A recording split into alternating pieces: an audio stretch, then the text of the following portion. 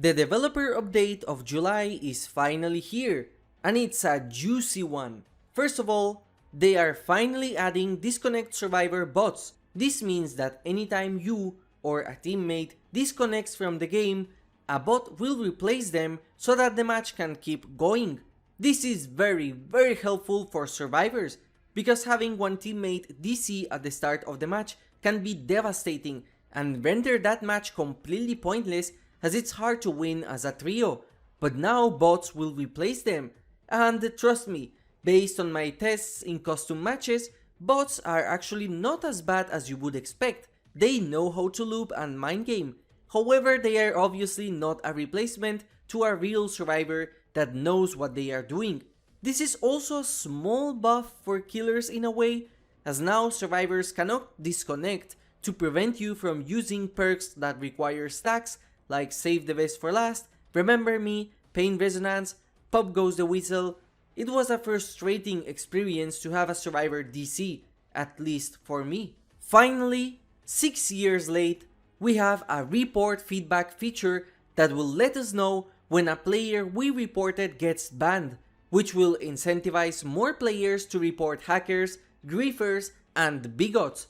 This is a 100% positive change. Sadako got a very interesting rework that seems to completely remove the condemned playstyle, while at the same time making her better by default.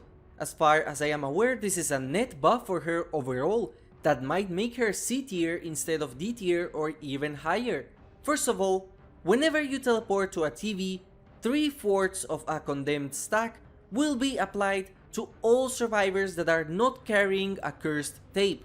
This means that if you teleport 10 times around the map and survivors do not carry any tapes at any point of the match, all of the survivors will globally get the condemned status effect.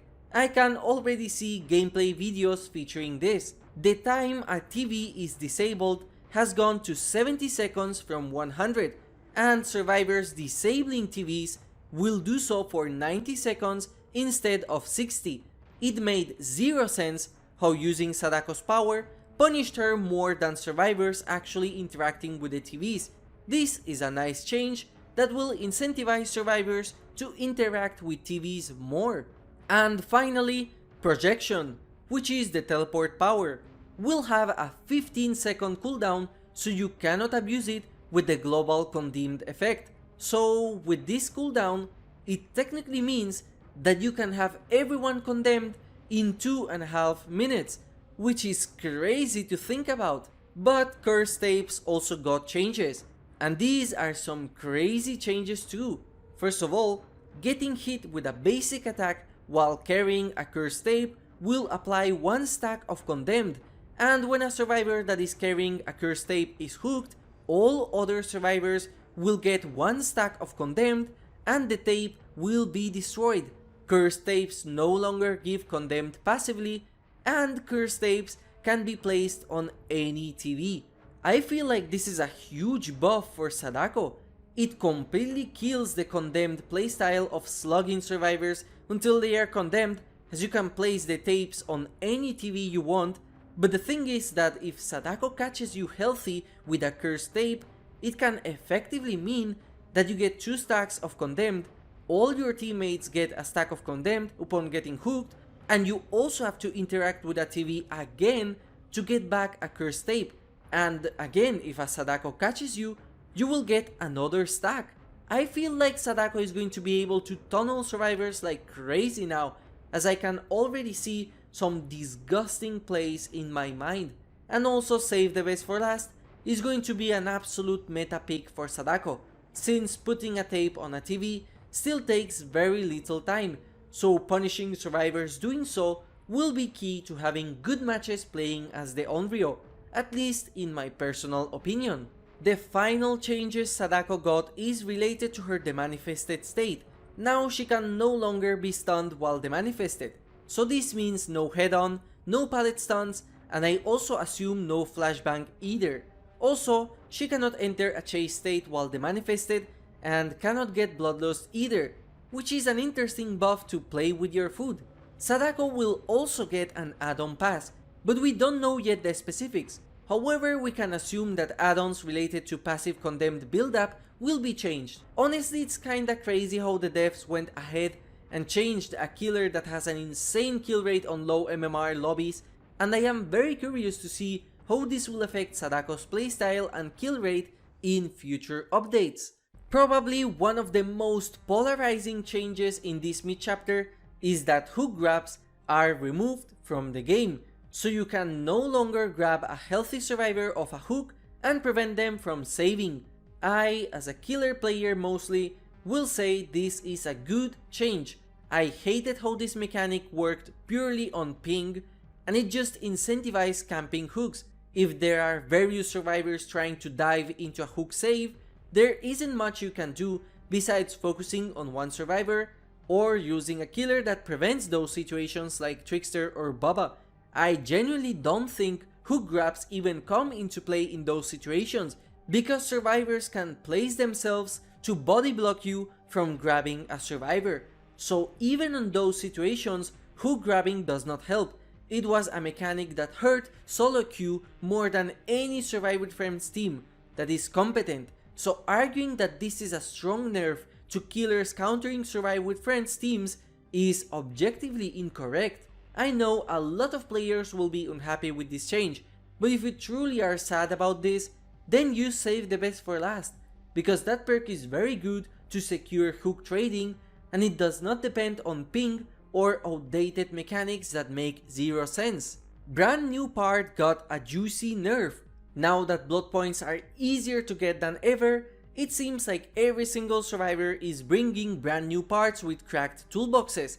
Now the effect is nerfed, and instead it makes gens take 80 seconds to repair instead of 90. It's a very interesting change I haven't seen before. It seems like it can also be stacked, so a gen takes 60 seconds to repair instead of 90 if everyone uses the brand new part on the same gen. It will change the way perks interact with those generators too. Overall, a pretty interesting change. We have a nice, beefy list of perk changes, so skip to the timestamps if you are only interested on one side. Coup de Grace will now get 2 stacks per generator repaired. This is an insane buff to Coup de Grace, and at the same time, it's not that much insane because the fundamental problems of the perk still exist. It is fully dependent on generators being done, so you have now a maximum of 10 stacks instead of 5, but it still suffers from the weird programming decision of activating each lunge attack, so you basically cannot lunge with this perk without wasting a stack. Claustrophobia got a crazy buff, as now every time a generator is repaired, this perk will activate globally, so all windows will be blocked for 30 seconds maximum. I think this perk combined with Bubba or Trickster, 2 characters that suffer from windows a lot, will be crazy good, and I am really eager to try this new perk. I said it before in a past video, but I think Claustrophobia has the potential to become one of the most disgusting perks in the entire game if it's buffed. Hangman Streak has finally become a Scourge Hook, and now reveals auras of survivors within 10 meters of a Scourge Hook whenever you are carrying a survivor. This perk is still absolute trash. Nobody is going to use this perk as long as Awakened Awareness exists. Bringing back the hook repair effect would be significantly better than the stupid aura reveal that is practically useless. As it is right now, this perk is useless and the worst Scourge Hook. Territorial Imperative got buffed in a very dumb way. It's still a fundamentally flawed perk that should not exist in the game, and it seems that the devs still don't understand this fact. Right now the perk is only good for basement camping with Bubba, and they made the effect stronger, but outside of this niche, this perk is just trash, and it's still one of the worst in the game. What Territorial needs is a complete rework instead of pure number changes. It's one of the most outdated and clunky perks in the entire game. Remember Me got an unexpected buff that is pretty significant, as it's an 8-second buff to the opening times of exit gates at maximum.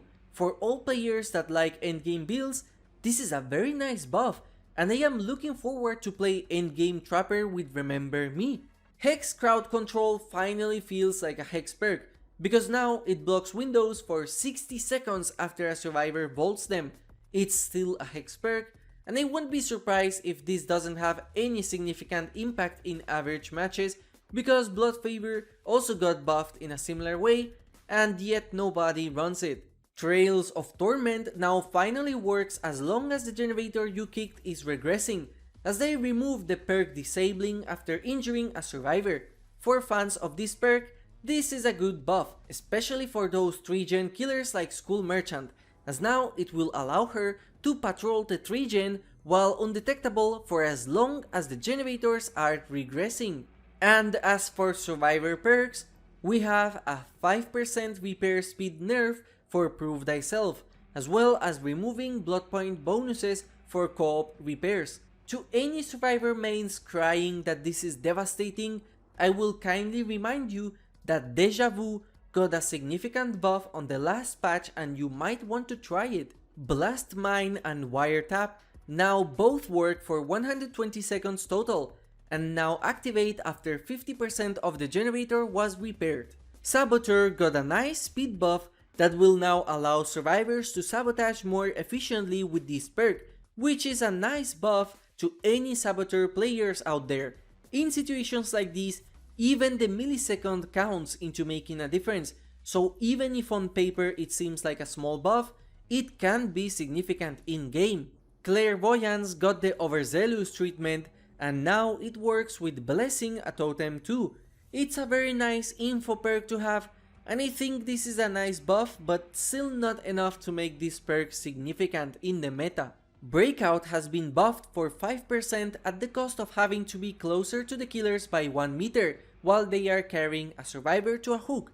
Again, number wise it seems small, but we will have to see the impact it does in game, and the buff to this perk is nice because it's a very risky perk to have, so rewarding players running it is a plus. Buckle Up is the 4th perk that will give endurance upon healing from downed, as now it will protect both the savior and the rescued survivor for 10 seconds after healing them from downed.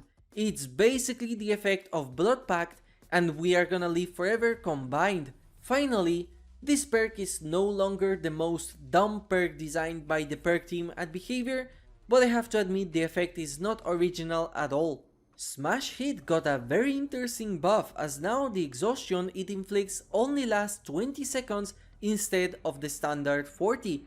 It is a nice buff for those using Smash Hit, and it might make this perk not the worst exhaustion perk anymore, but who knows. And finally, Spine Chill got the visualization of the terror radius removed, now that the visual heartbeat is in the game. As of killer tweaks, 3 killers have been tweaked in this mid-chapter. The first one is Pyramid Head, who will now make the cages teleport if he stands 10 meters from them instead of 5. It will make camping with him harder, but it won't prevent proxy camping. Spirit got her mother-daughter ring finally nerfed to 25% speed boost from 40%. I still think this is one of the best add-ons for Spirit, because movement speed as an add-on will always be a strong effect on powers where you are constantly using them, like for the Blight or Hillbilly. Dried Cherry Blossom got a 1 meter nerf, and fun fact, whoever wrote these patch notes confused this add-on with Mother's Glasses, because the Dried Cherry Blossom has nothing to do with the Spirit's Husk while she is in Yamaoka's Haunting.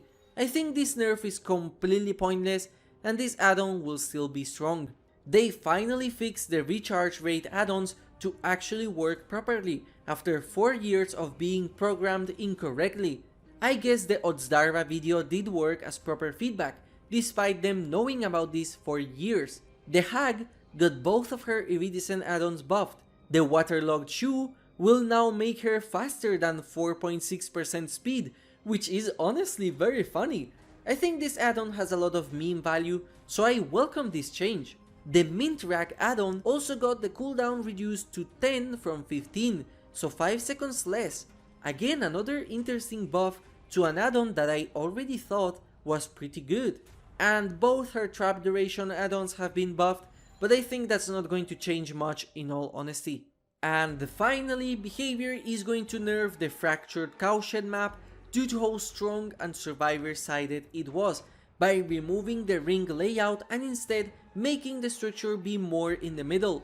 They only showed one image that reveals parts of the changes, but until we play the map we cannot tell the differences that much, and the Rancid Abattoir will get the main building reworked, and also the weird empty room in that building will now feature an entrance, so this structure can be navigated more easily.